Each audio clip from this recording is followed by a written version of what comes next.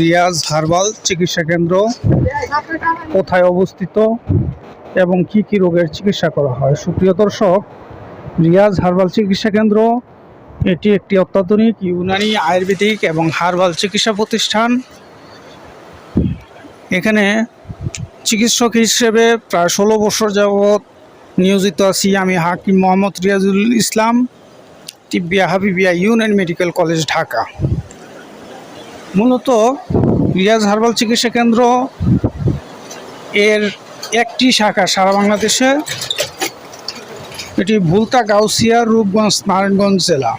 আমি আবারও বলছি, এটি বাংলাদেশের স্বনামধন্য জেলা নারায়ণগঞ্জ জেলার রূপগঞ্জ থানার ভুলতা গাউসিয়াতে অবস্থিত। মূলত এখানে বিভিন্ন প্রকার ভেষজ গাছগাছালি, লতাপাতা, ফলমূল, শিকড় বাকড়ের মাধ্যমে ইউনানি আয়ুর্বেদিক ঔষধ দ্বারা চিকিৎসা দেওয়া হয়ে থাকে। মূলত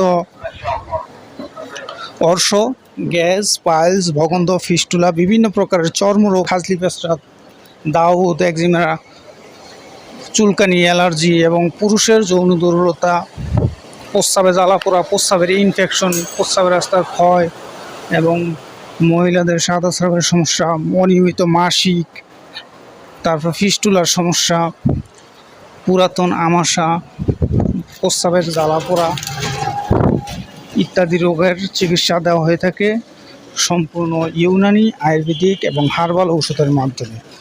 আর ইউনানি আয়ুর্বেদিক এবং হার্বাল ঔষধ মানে বিভিন্ন প্রকার ভেষজ গাছগাছালি, লতাপাতা, ফলমূল, শিকড় বাকড়ের মাধ্যমে